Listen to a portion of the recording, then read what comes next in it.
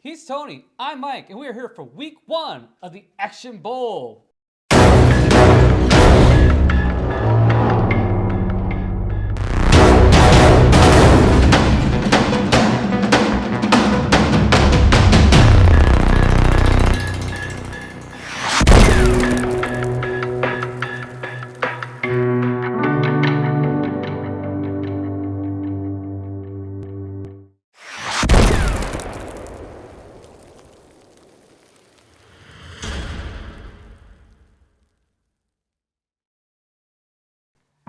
Because Mike selected Arnold Schwarzenegger first, he is going to be drawing from the Arnold Schwarzenegger Bowl. Action Bowl. I'm sorry, the Arnold Schwarzenegger Action Bowl. All right, you have to tilt a little bit so I can get my hand on that motherfucker. We didn't think this through all the way. There we go. All right. Oh, shit. Last Action Hero. Not a good choice for Schwarzenegger, but let's see. What Jackie Chan's got in store for us? Yeah, then we'll make some real commentary here. All right, from the Jackie Chan Action Bowl, we got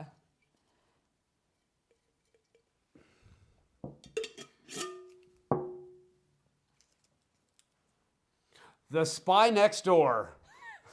All right, so good, because this is shit-tastic and shit-tastic. It's a tough week for both of our competitors. It's going to really come down to who sucks less. It'd be a tough watch for us.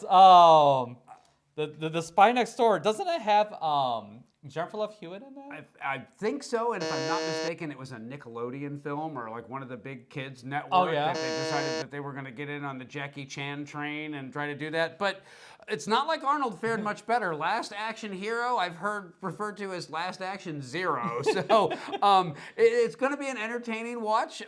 Maybe these will actually we'll be find out. better than what we thought they were going to be. It's going to be a brutal week for us. So, we'll find out here in a minute. Stay tuned for our scoring and our conversation.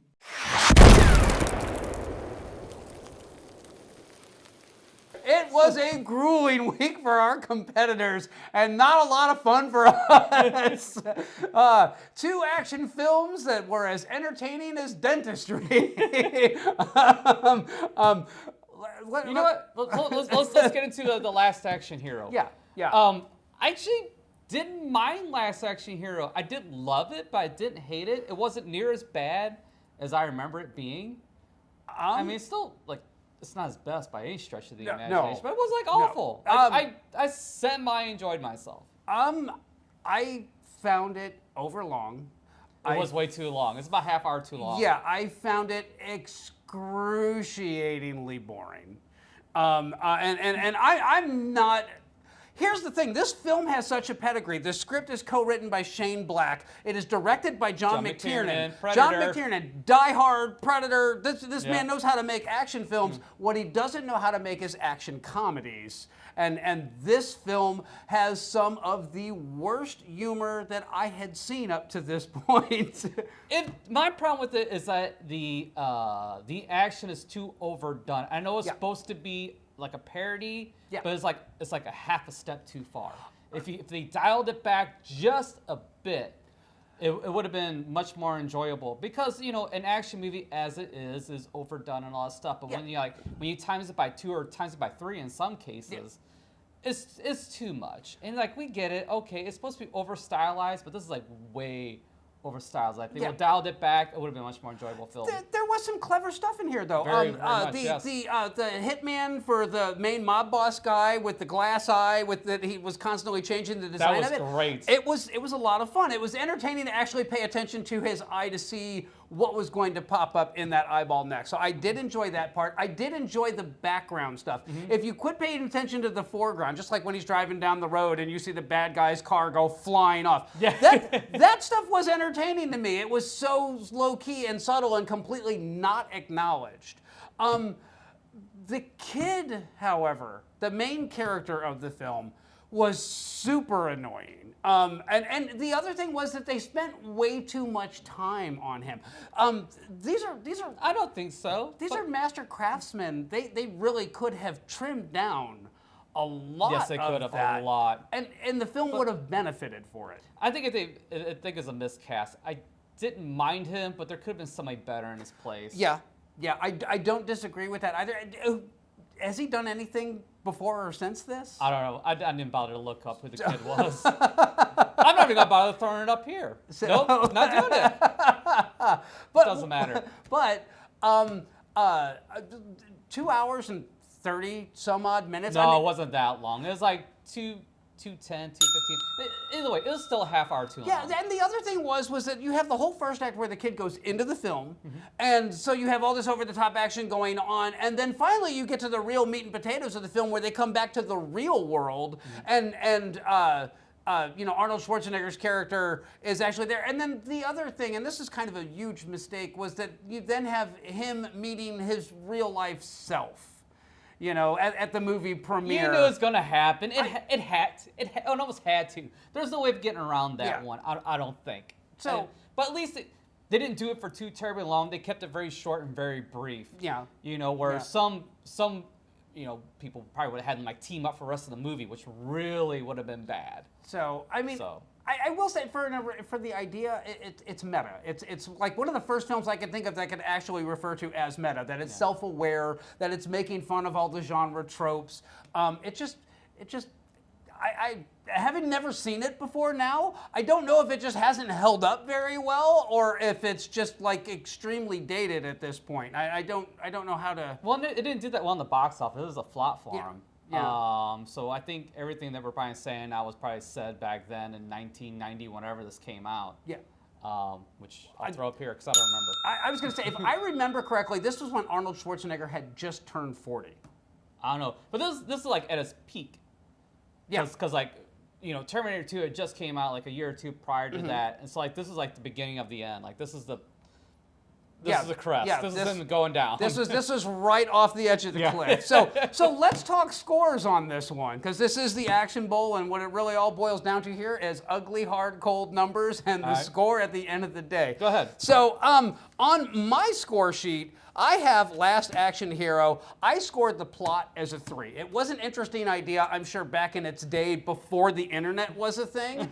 But again, it just has not held up very well. Wow. For style, I gave it a 2.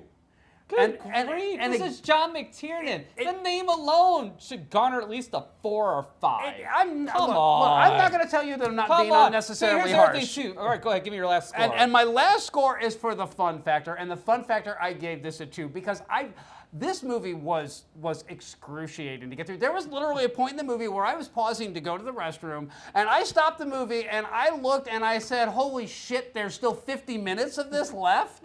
And the whole mob funeral scene, it was entirely too long. It was really bad. It was really poorly edited and paced and shot. So, I mean, what could have been funny, if it had been done or handled correctly, just turned out to really not be. So what about you? What's your scores? All right, so what I got here is style. I gave it a 6. While it had everything there, it was just too much of it. So if they would have dialed back that, it would have made it probably like a 7 or an 8 for me. The plot, I also gave it a 6. It's an interesting story, but just poorly executed. Yeah. So, it's above average, so gave it a 6. Fun, again, a 6. It wasn't the best thing in the world, but it was absolutely watchable, and at times it was very, was clever enough. So total score for me is 18 on this one. Total score for me is 7. So I like to think I'm harsh but fair, but that was really harsh. Because you gotta remember, this is still like the first movie. Yes, so it is. Are you going zeros or negatives? How's it getting worse? Because that's one thing too. Is like initially I scored these probably a little bit lower, but not by much. But I was also thinking like, wait a second, it's my first movie. I better kind of like give some leeway because I know there's going to be some shit-tastic stuff. I'm just going to say this. If you see me give a movie a 9 or a 10, it is going to be an earned 9 or a 10. I'm not giving anything to anybody. And I'm sorry, this movie did not earn higher numbers in my eyes. So am I a harsh critic? Yeah. But you know what? I wanted to give it on style points, and I couldn't because I've seen B movies that had more style and were more fun to watch. And this movie just, it wasn't. It's 2.5 hours of my life that I'm not getting back. And I'm just going to say that. Now, let's hop into The Spy Next Door.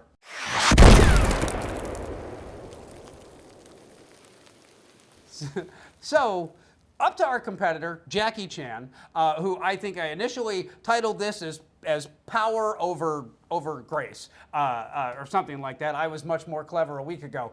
But that being said, this movie, the entire plot of the film is in the title. There is nothing about this movie that was remotely entertaining. Or original. Yeah. Or anything. Everything about it. Go ahead. It was Sorry. tired. It was just tired. And you know, Jackie Chan is a charming guy. And normally you put Jackie Chan in a film and let Jackie Chan do Jackie Chan's thing. That film is going to be seen as fairly entertaining. Except this. Yeah. I'm sorry, I'm not buying Jackie Chan as a love interest for a 40-something or late 30-something American wife with or divorcee with 3 kids. No. Yeah, not even fucking shit. Yeah. No, it's not happening. Not even with 3 kids. No, I mean, at least you could have swapped her out for for an Asian lady or something like that. That could have bought into. I'm not even going to say that. If they just planed her up a bit, made her like really interesting, but make her maybe a little bit plain. That I think probably would have worked out a little. Because let's be honest, Jackie Chan is a nice guy, but he's not a handsome fellow. And so what do they cast? They cast this hot, blonde, milfy, oh no, she hasn't had 3 children, she's only had 2 children because this one's from her husband that left her. And so, yeah, then to see Billy Ray Cyrus's ugly ass, and let's be honest, Billy, dude, time for a haircut, man. I got, look, this looks better than your hair does in this movie. Your hair was disturbing, and then what's his name? George Lopez. Yeah. The villains were stupid and cartoonish. Yeah. I had to stop and take a look on IMDb and see, was this a Disney production? It wasn't a Disney production. It was Relatively Media, who went out of business not too long after, and rightly so. Because if this is like any indicator of the quality of shit you put out, you deserve to go out of business. I'm just going to say that production value-wise, I have watched Hallmark Christmas movies that actually were better shot and better looking. And I'm not being sarcastic when I say this. I mean, legitimately, I've seen films that have been made on what had to be a $1 million budget with way past their prime TV and soap stars that were more engaging and more entertaining than this. The plot is completely insipid. It's again, from just the title of the film, you know everything that's going to happen, and it doesn't deviate from anything whatsoever. So yeah, and I get this is a kids movie, but it's like so much a kids movie that I couldn't stand it. What kid would be entertained by this? The oldest daughter was a jerk. 5, 6, 7, 8-year-olds would enjoy something like this. I mean, I think we're encroaching on the preteens. No, you tune this shit out like that. Is that really Jackie Chan's audience? The 8 to 12 demo? I mean, the only saving grace it had was like the last 5 minutes when you finally get to see some actual Jackie Chan, neat choreography. Yeah. And that's it. And that's the reason why it got any type of decent score for me out of it. So I wasn't that kind. And I don't feel bad about it at all. So no, should you? So let's go ahead and turn scores. Yeah, let's see what you got for this. So for this one, for style, I was very generous. I gave it a 3.5. Plot, I was being very generous again. I think it initially scored it a 3, but I went ahead and gave it a 3.5. And for the fun, and while it sucked dick, at least it was like watchable. I didn't have to moan or groan or check my phone all the time or take a nap in the middle of it.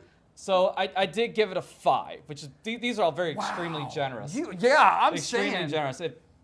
I mean, if I could take them back, I probably would have dialed that 5 down to a 4.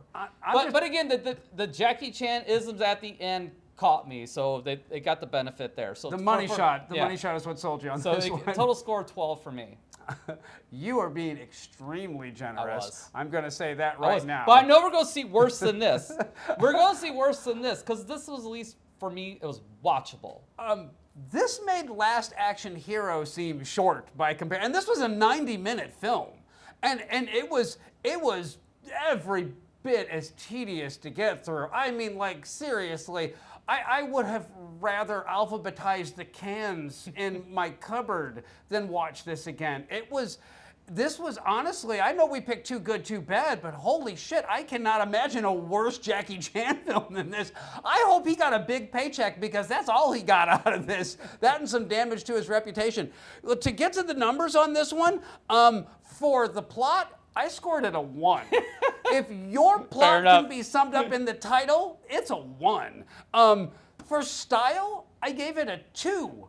And the only reason that I gave it a 2 was because, finally the very last 5 minutes of the film had a bit of Jackie Chan payoff. But there were so many stupid jokes and bad setups that were like leading to Jackie Chan showing you how Jackie Chan he is. And it was like the whole bit with him cooking breakfast for the kids. It was so dumb. And for fun, I would rather shove shit under my fingernails than watch this again. I gave this a 1. This was there have been some really awful movies that I've watched that I would score higher than this because at least they were entertaining.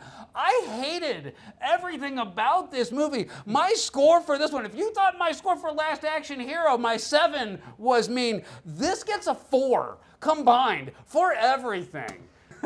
So just real quick, so Last Action Hero I had 18, you had what? 7. That's 25. 7. That's an average of 12.5 on this one. And for The Spy Next Door, you gave it a 12. I gave it a 4. That's 16. That's an average of 8. So we just like to say that eliminating our first competitor, Mr. Jackie Chan, feels cathartic. I'm sorry that we're not going to get to watch Rumble in the Bronx and some of the other great Jackie Chan films that we had selected, but after this one, I just got to say, Jackie, you gots to go. I mean, I would like to see some other stuff, but again, it's up against Arnold Schwarzenegger.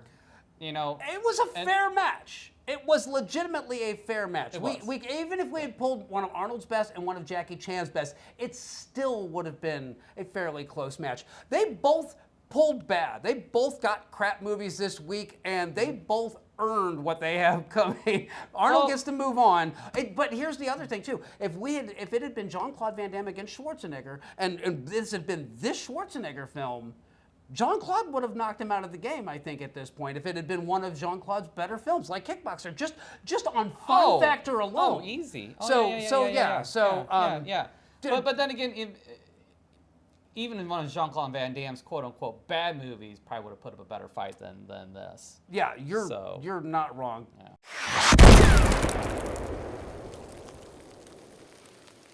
I was going to say, just one more time, I'd just like to say, the Action Bowl really boils down to not just who the competitors are, but what films actually get drawn that week. And this week, they both drew duds. It just so happens that Arnold Schwarzenegger's films stank a little bit less than Jackie Chan's. So, Jackie, we hate to see you go, but you gots to go. So anyway, that is the end of week 1. Catch us next week for week 2 when we will be having Chuck Norris going against Wesley Snipes. Anything you want to add, Mike? No. No?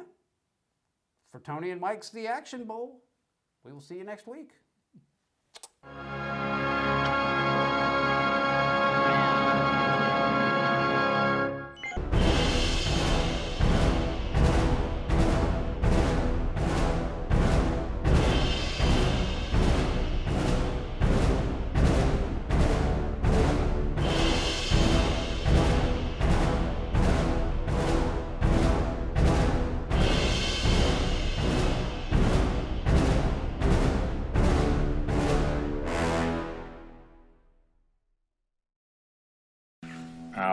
back.